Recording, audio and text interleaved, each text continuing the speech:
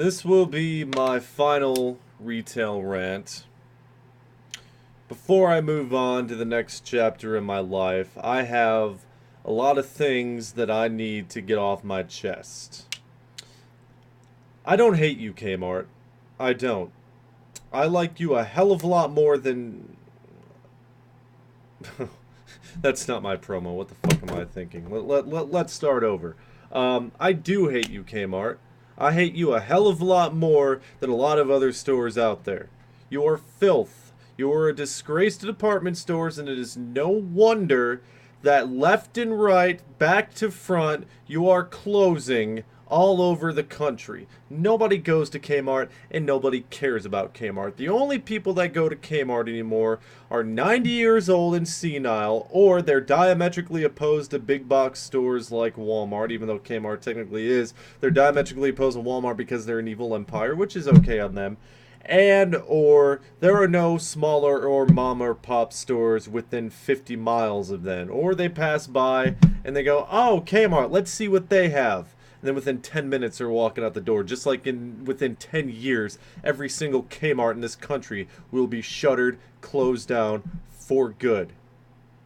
Now I don't hate the entire company of Kmart. The title, if I do make it, I hate Kmart, or if you heard what I've previously said about hating Kmart, it is this particular store that I used to work at. Okay? I was a seasonal employee, so I knew that I was working on borrowed time. That's fine. Been unusual considering that I had a schedule running all the way through Christmas, and most seasonal employees do have a schedule running straight through Christmas. But management told me that they were cutting back on the seasonal employees. You nutless, gutless fucking turds. Every manager that I had at that store was a fucking coward. Okay? If one wanted to chastise you for something or talk to you about something, they gave the responsibility to another one, and then to another one, and then to another one. That's how it went there. Some of the most nutless, gutless turds I have ever worked for in my entire life, and some of the most stupid, too. Poorly trained monkeys could have done their job a hell of a lot better than they did. I know of at least 3 people who hired in with me, who gave them specific days that they could not work, and they scheduled them those fucking days anyway. And they told them over and over again, I got classes, I got classes, I got classes. We're going to schedule you anyway. And then later, when you call in, we're going to call you unreliable. Fucking idiots. Didn't take me too long to figure out the landscape in which I was about to be employed. I'm not sour that I was let go. I mean, truth be told, I was probably fired, even though they didn't put it that way. And it didn't say that on the paper that I signed. It said that I was being let go due to cuts. I don't believe that for a fucking second, and I will tell you why I do not believe that for a fucking second.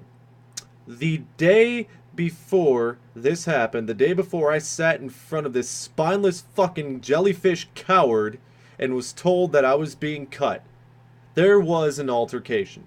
2 separate altercations. One was with a bitch named, name rhymes with, Pizza.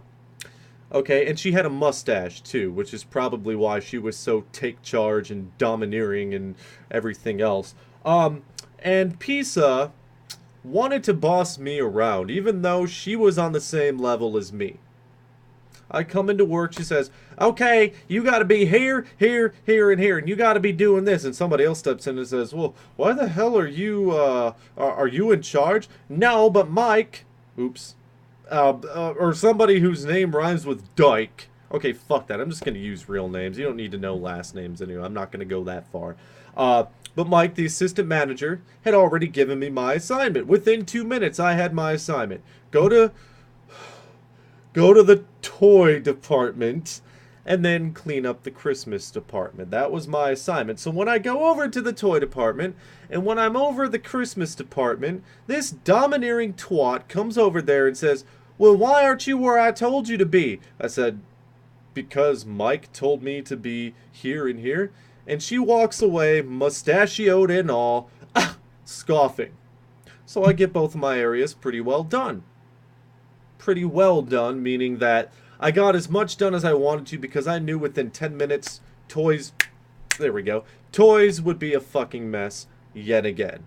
I was going to do the rest later, walk to the back, see if there was any stock that I needed, walked back there, sure as hell there wasn't any stock, but on my way back there, I overheard said mustachioed twat talking about how I was just walking back and forth doing nothing. So I kindly walked up to her and I kindly said, how the fuck are you gonna get mad at me for standing around and walking by doing nothing when you, 4 people, are standing around doing nothing?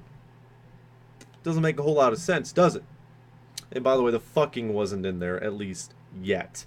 But I was pretty hot. I was pretty incensed at this entire thing. I couldn't believe she was saying that while she was doing the exact same thing she was chastising me for.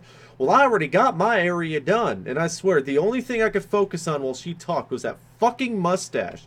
You would think you would notice that when you looked in the mirror, at least before you fucking cracked it, and go, oh, I have a mustache, shave that shit off. No, never occurred to her, but whatever. Ad hominem, I know, but this isn't an argument. So anyway, she said, I've already got my stuff done. And I said, well, so do I. And I think you're being rude when you're trying to push me around when people in upper management have told me where I need to go. I'm sick of this. So just leave me alone.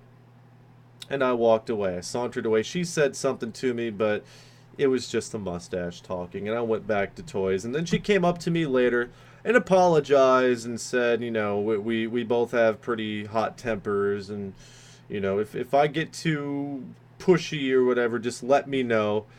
And I, deep down inside, I wanted to turn to her and say, we both know how that would go if I said you were being too pushy. You would yell at me, I would yell at you, and I would get fired because you are sucking lots of management dick.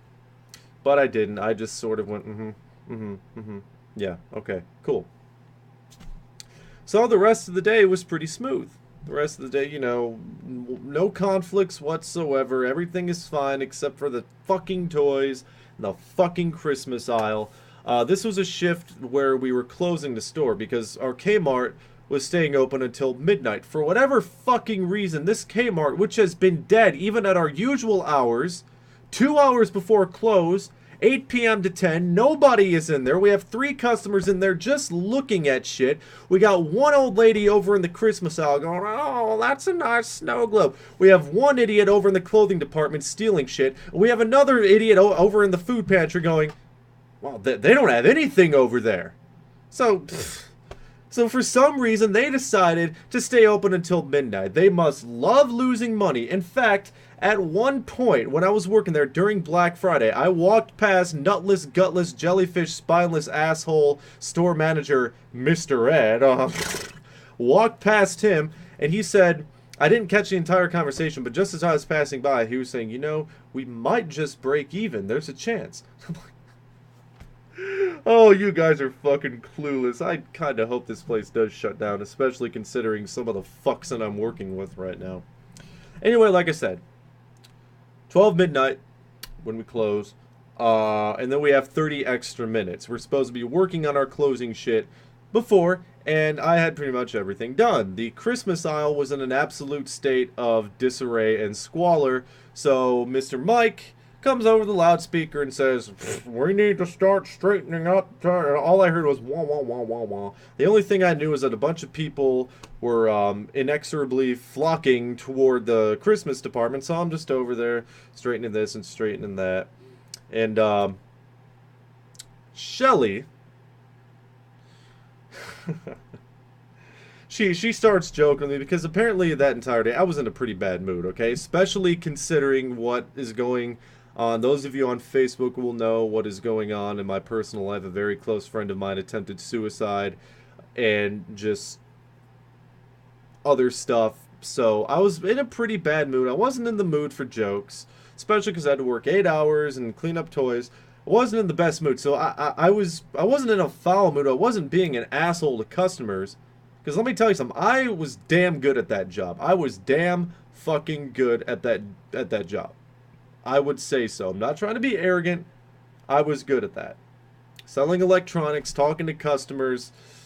Wasn't always the best, but I was pretty damn good. Okay, so I was rarely ever, in fact, I was never rude to a customer. And when I'm in a foul mood at work, I just kind of keep to myself. And I had said a few certain things about, I didn't say anything too off color. Whenever she would kind of joke around with me and say that I needed to lighten up, I would just sort of be like, look, I don't want to deal with this right now.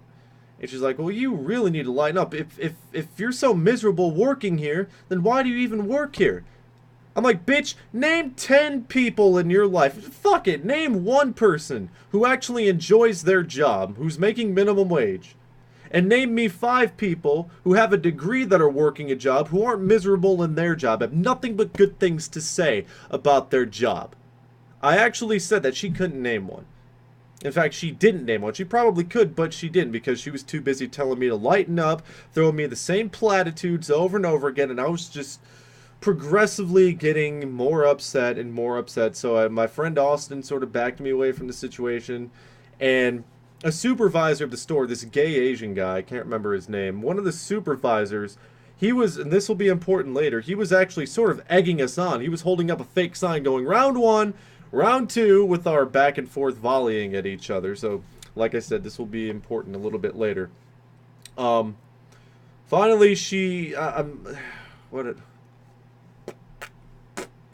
we're just yelling at each other, back and forth. And I informed her that I had some personal stuff going on. She's like, well, you don't need to bring that stuff to work with you. I got a lot to deal with at home. I got an 11-year-old kid. And I like muttered under my breath, well, I feel sorry for him. Not audible enough, and she didn't care. So she walks off with their little posse of friends, and I'm there with my only friend at that store at the time, Austin. And, you know, he's, you know, patting me on the back saying, that was cool. So I go into the break room. Everything is done. I go into the break room and get my jacket. And she's talking shit about me to her mustachioed friend. I don't remember exactly what was said. And I said, you know what? If you're going to talk shit, say it to my face. And she says, wow, you got quite the temper on you. You must be a woman beater.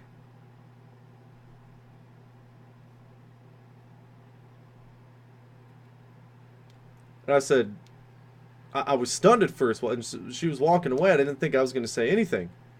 But then, you know me, out of nowhere, out of left fucking field. Wait, that's the wrong. Anyway, just, I exploded. I'm like, hold on. How do you go from having a temper, having a bad day, not being the happiest, not being the most peppy and jumpy like you, to you must be a woman beater? By that logic, every guy that you've known in your life, or every girl you've known in your life, could be a man beater, or a man could be a woman beater, if they just had the slightest bit of a temper, by that logic. So this guy over here that had a bad day, he must beat his wife, or his girlfriend, or whoever in his life. She's like, you know what, fuck you. I said, no, fuck you, because I have known people in my personal life that have been beaten by men. I've known women in my personal life, my mom and my sister included, who people I used to watch get the shit beaten out of them. And I really don't appreciate you trying to make a fucking punchline out of it. Statistically speaking, and everybody was around. And nobody seemed shocked by what she said. They all just gathered around her and started laughing and having a good time. And I said, you know what, statistically, one of you gals in here have probably been beaten by another man, so you should be fucking ashamed of yourself if you accept what she said and you give her no resistance, no shit whatsoever, and you laughed at it. You should be fucking ashamed of yourselves. And that supervisor told me to calm down. I'm like, did you hear what she said? Hello? So she tries apologizing to me as I'm clocking out and waiting for somebody to unlock the door so I can get the fuck out of there before I just blow my, not just blow my top, but blow the top off the store. Just, she tries apologizing. And I said, no, kiss my ass. Kiss my ass. I do not accept your apology. I will never accept your apology. That is one thing in my life that is fucking unpardonable. You may not have been slapped around by some guy in your life, and I'm glad, and you should be thankful for that. But I've seen it in action, in person. I've known plenty of women that have been beaten by guys. And once again, I do not appreciate you making some kind of fucking joke out of it. And Mustache Bitch chimes in and says, she's trying to apologize. Grow up. I'm like, fuck you. Are you gonna kiss her ass, or are you gonna get on her for what she fucking said? Instead of just jumping all over me because it's so convenient, why don't you get on her for what she said? And then the supervisor chimes in, okay, if you guys keep fighting like this, you're probably going to get fired. And I said, no, I'm going to get fired because she kisses up to you enough. You guys are all friends, and I'm just the new guy. And even worse, I'm the temporary guy, so I'm more expendable than any of you. So it doesn't fucking matter. I'll be the one to go. But I hope, and I even pray, and I don't believe in prayer, that if I go down, this bitch goes down too. Now, this was the same supervisor that was basically egging us on. The same fucking supervisor that was wanted, that was basically saying, keep going, continue guys, this is fun, this is cool, this is interesting, keep going. And all of a sudden, you're gonna be big bad tough Mr. Supervisor Manager guy and go and try to call Mike, who Shelly actually advised him against that. And I'm like, I'm the one saying, go ahead and fucking call him. So he knows exactly what's going on. Because I'm expendable anyway, right? He didn't call. But I just found that amusing. You know, the same supervisor that's telling us to stop and saying we could get fired was egging us on just 10 minutes prior. So I'm standing there, I'm seething, and I am shaking, and she's still mingling and conversing with all of her doofus dumbass friends. Every single one of them are fucking stupid. I got into it with another girl there who said that I don't want to hear any of you new guys complaining.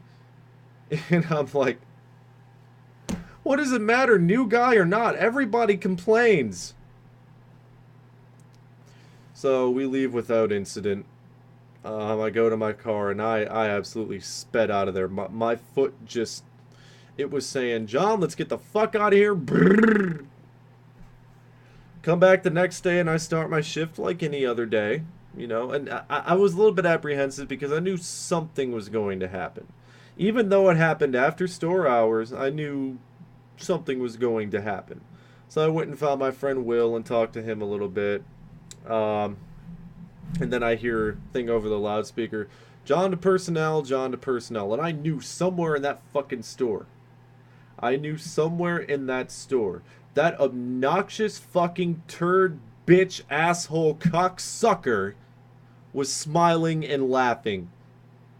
And had a nice tingly feeling in her belly because she got one of the new guys fired and got to get away with calling him something so reprehensible, immoral, and uncalled for. Moments after calling him rude. I knew she was loving it and she knew it was happening. I go in there and he says, hey John, well we're cutting back on the seasonal. We're cutting back on seasonals. And I'm like, does this have anything to do with what happened last night? And he said, no, we're cutting back on seasonals. And I'm like, looking at my schedule here, and I didn't say it. It's not because I didn't want to, I just didn't say it. But, you know, there are 8 work days left on my schedule. So if you had plans of cutting me as a seasonal for that reason alone, you wouldn't have scheduled me for these days, because you do schedules 3 weeks in advance. Plus, there was an entire week that they didn't schedule me after I had a separate altercation with somebody else. One that was cleared up, one that was forgiven, nothing too brash or hard. So that was pretty much it. I signed a paper. The paper specifically stated seasonal cut, and that was it.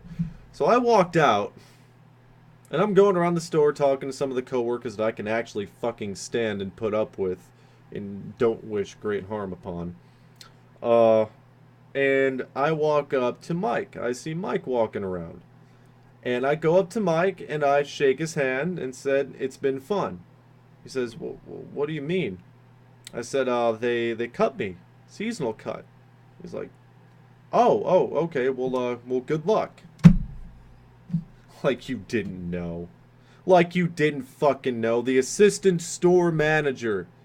The one that was actually in the building when that shit happened. The one that all those little pussies probably ran to and cried and whined about how the big man swore and cussed and insulted all those people.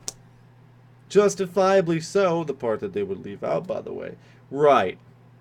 Like you didn't fucking know. Candy ass. So I go up and I talk to one of my other coworkers, one that was very nice to me. Was always talked to me, always knew when there was something wrong.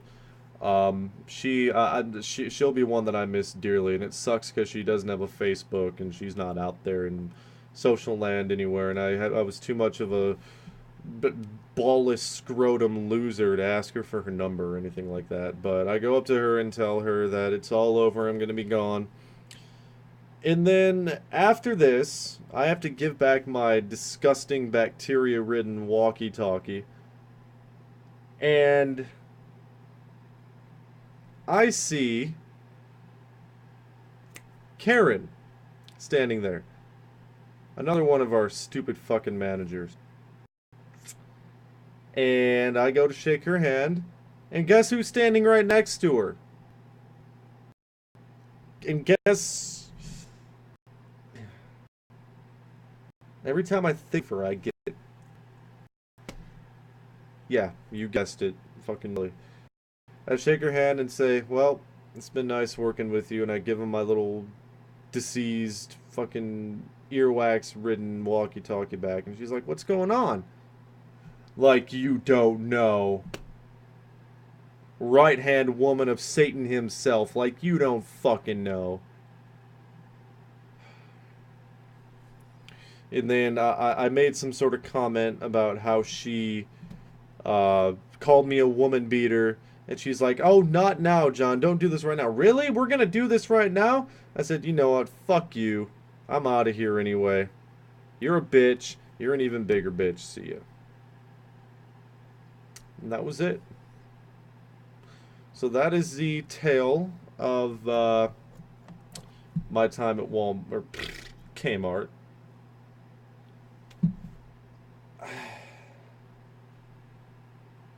I feel better now. I do. And I feel better when I'm actually up. Fun. Been interesting. Surely, clearly, the first one or the one has been over due to this soul-fucking harp at their...